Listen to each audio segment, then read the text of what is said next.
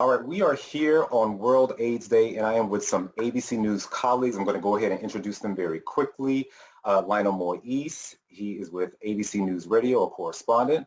Good Morning America producer, Toni Morrison, and ABC 6 Philly meteorologist, Adam Joseph. Thank you guys so much for joining me on this World AIDS Day. Lionel, I saw your post this morning on Facebook.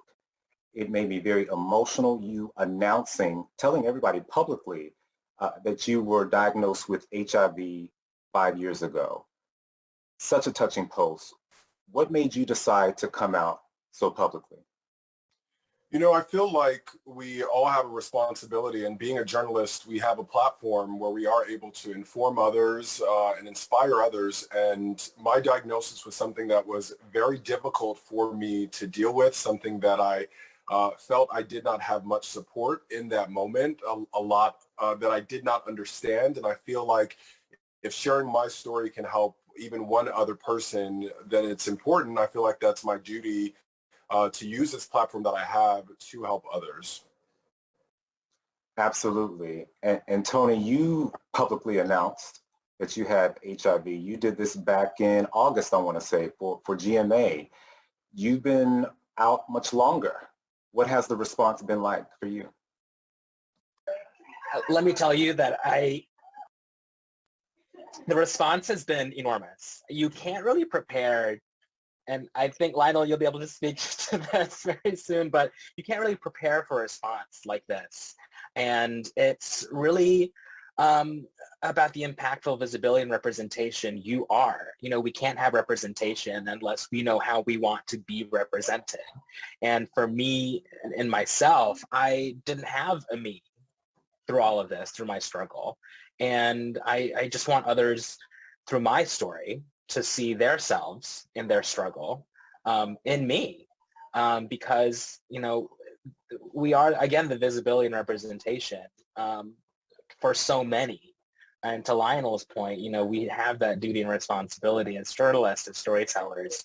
But for me, it was so hard to do that, but not embrace my own. So that was the crux of why I had to do that. I felt I had to do that because my story was not being told, and amid me telling so many others' stories at the same time. You know, Lionel, I've known you for 10 years. We worked in two different markets. And when you made this announcement, it caught me by surprise. And like I said, it was very emotional.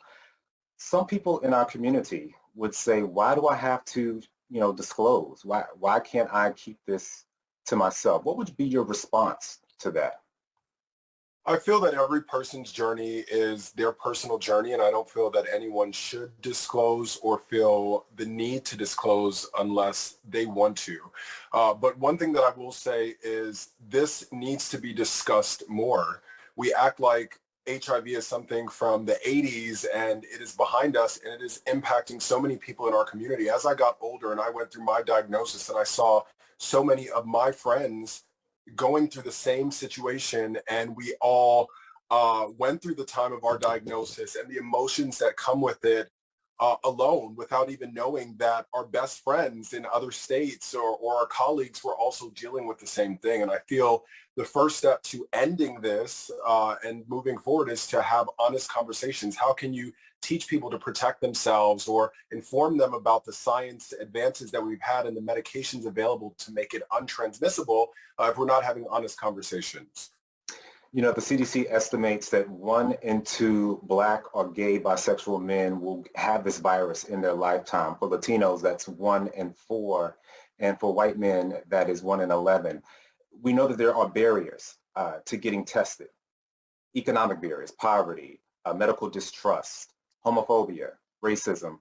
Toni, what is your advice to someone who may be afraid to get tested, or they have those barriers to getting tested?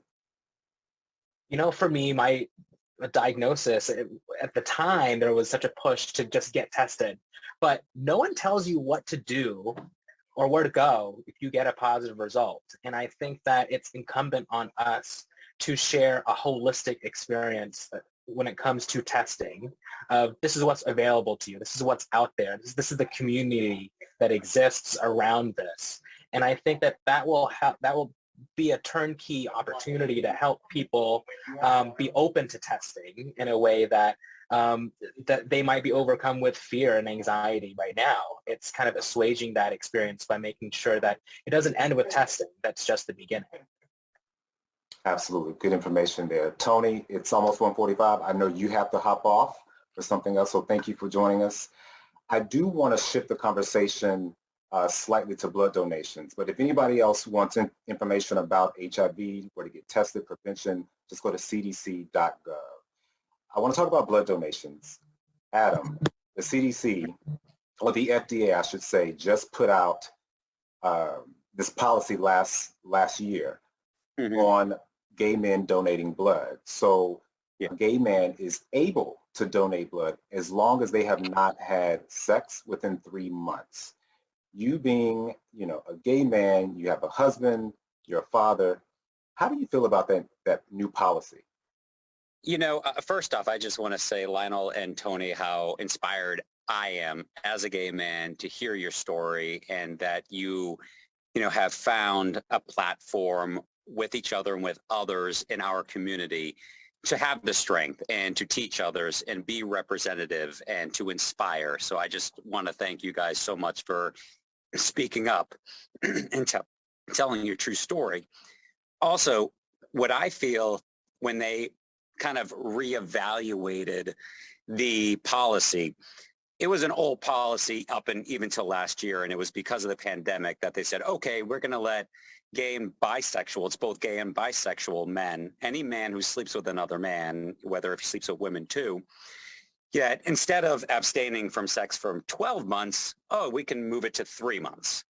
To me, that's a slap in the face. I mean, that doesn't help any of us. I mean, if someone is with the same partner, for an extended period of time and has proven that, they are not HIV positive or, or have, blood that can be used to help others, as Lionel and Tony are saying, they just want to help others. They want to be representative of their community and to teach others. And that's all I'm trying to do with my voice as well, is that not all of us, we're not all the same. We're all different, and we all want to be there and help. And my partner and I have been together, Carl.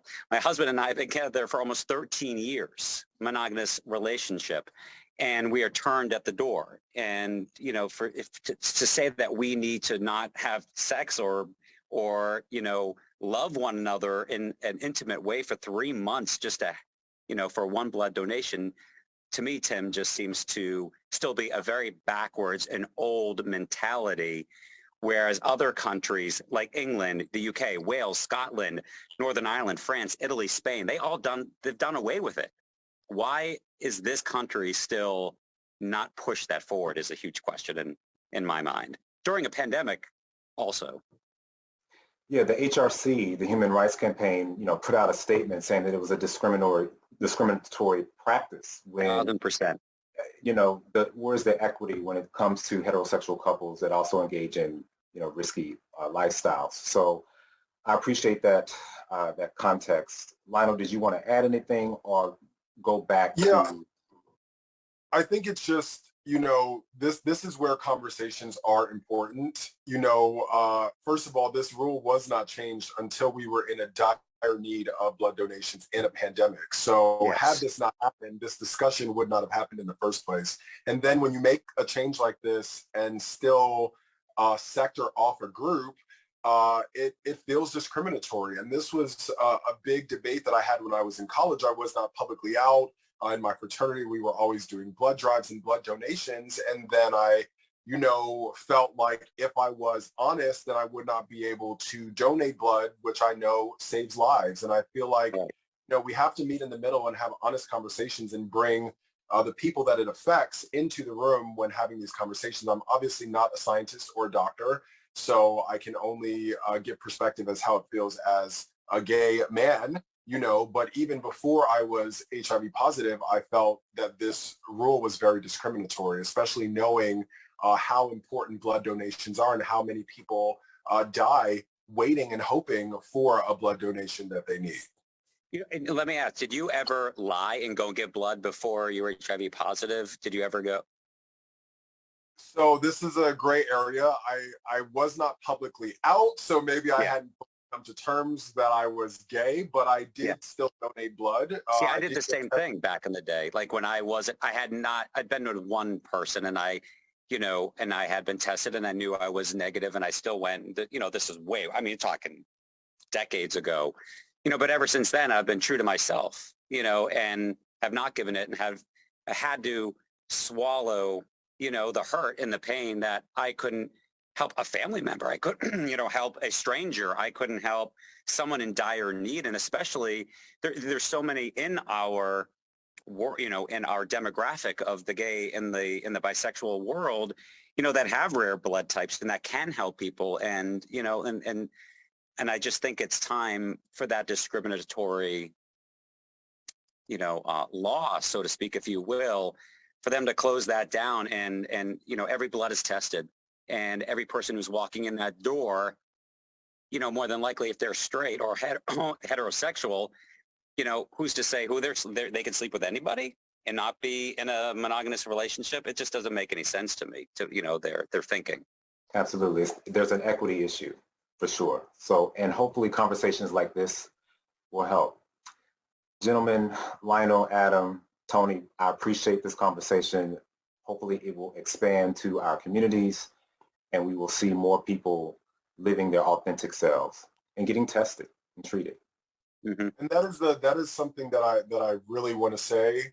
When we talk about HIV and AIDS, we often sector it off in groups. It's often the gay community, the Black community. This is a virus that can affect any of us. Mm-hmm. One way that my mom put it, if you had a baby, if you've had sex, you could be HIV positive. And it is not discriminatory. It is something that needs to be discussed so mm-hmm. that way we can protect ourselves and others. And the more we discuss it, the less taboo even getting a test will be, and the more lives we can ultimately save. Absolutely. And Lionel, you are living a happy and full life as an undetectable person with HIV. Do you want to break that down just for people who don't even know what undetectable means? Yeah, there's a movement, and the CDC also has research on this, about U equals U. Undetectable equals untransmittable. And basically science has shown that if your viral load is brought down below a certain level with treatment, so the one pill that I take a day, I've been undetectable since early after my diagnosis, that I'm unable to transmit the virus. Now I still take precautions, and I think we all need to take precautions and protect ourselves in the ways that we feel are necessary depending on the relationship that you're in. But I have been able to be in full loving relationships without the fear of infecting the person that I love. And I think that is a very important key, because if people are getting treatment, then we can stop this spread. And that's important. There's also new drugs out there, including PrEP, that could proactively prevent you from contracting the virus. And so, even a discussion like that was so taboo for me before I was diagnosed. And after I was knocking myself thinking, why didn't I just get on PrEP? And that's because even me as a gay man, I was scared to have this conversation with my doctor, with my family members, with my friends. And I think that's why discussion is so important. I'm so happy for you. I just have to say, I'm so happy that you can live the life you are, and a lot of it is your bravery, but a lot of it is thanks to our, the medical team and the doctors and the research that has gone into it to find, something that you can live a healthy, long, life just like all of us, and I think it's so great that you get to share that with someone too. Yeah, and there's a privilege in being diagnosed now than 10 or 20 years ago. There's just been so many advances in science, and we shouldn't take that for granted. We should take advantage of that. People work very hard to come up with ways to get the viral load down and allow people to be undetectable, and yet we still have so many people who are undiagnosed and not having access to the medication that they need or the treatment that they need. Absolutely. And Lionel, I just want to again reiterate, you have so much support behind your publicly coming out today. So just know that you are loved and supported, and we're here with you. Thank you. Love you guys. All right. Thank you for talking with us.